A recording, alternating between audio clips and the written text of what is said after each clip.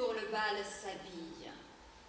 De paillettes, tout étoilé, scintille, fourmis et babille. Le carnaval bariolé. Arlequin, nègre par son masque, serpent par ses mille couleurs, rosse d'une note fantasque, Cassandre son souffle douleur. Battant de l'ail avec sa manche, comme un pingouin sur un écueil, le blanc Pierrot par une blanche passe la tête. Cet arpège m'a dit, c'est elle, malgré tes raisons, j'en suis sûre. Et j'ai reconnu, rose et fraîche, sous l'affreux profil de carton, sa lèvre au duvet de pêche et la mouche de son menton. À travers la polarisée que s'emmarque un voix au rideau, une gamme monte en fusée comme un clair de lune en jet d'eau.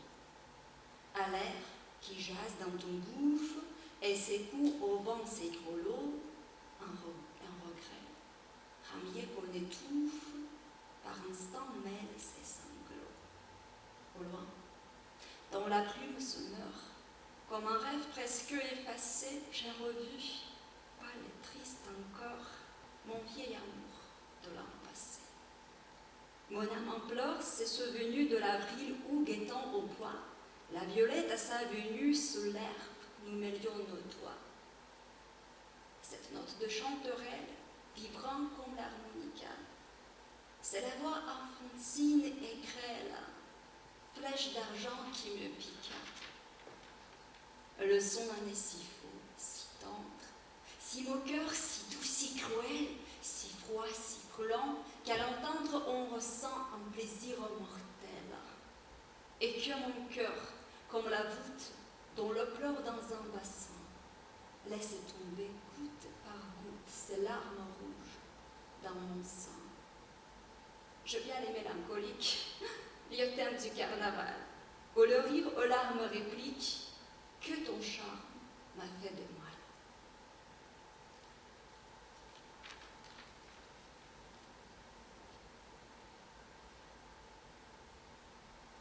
Déjà plus d'une feuille sèche parsème les gazons jaunis.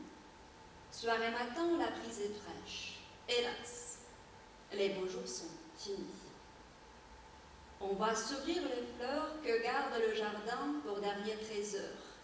Le dahlia met sa cocarde et le souci sa toque d'or. La pluie au bassin fait des bulles, les hirondelles sur le toit tiennent des conciliabules. Voici les vers. Voici le froid. Ils s'assemblent par centaines, se concertant pour le départ. L'une dit que dans Athènes, il fait bon sur le vieux rempart. Tous les ans, j'y vais et je niche au médoc du Parthénon. Mon nid bouche dans la corniche, le trou d'un boulet de canon. L'autre. J'ai ma petite chambre à Smyrne, au plafond d'un café. Les hadjis comptent leurs grains d'ambre sur le seuil d'un rayon chauffé. J'entre et j'y sors, accoutumé aux blondes vapeurs des chiviques. Et parmi des fleux de fumée, je rase turban et tarbouc. Celle-ci. J'habite un triglyphe au fronton d'un temple à Balbec. Je me suspends avec ma griffe sur mes petits au large bec. Celle-là. Voici mon adresse. Rhodes, palais de chevalier. Chaque hiver, ma tante s'y dresse au chapiteau des noirs piliers. La 5e.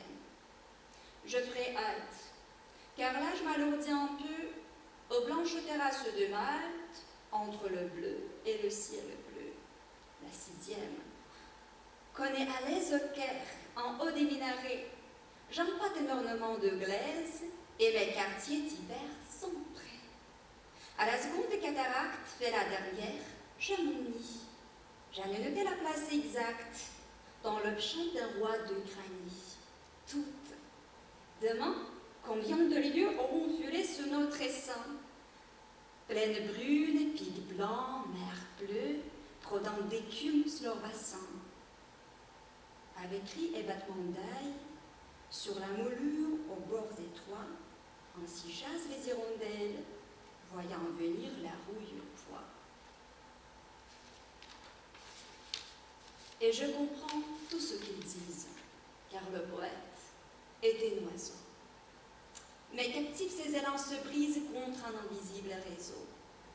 Des ailes, des ailes, des ailes, portant le chant du requer, pour rouler là-bas avec elle, au soleil d'or, au printemps.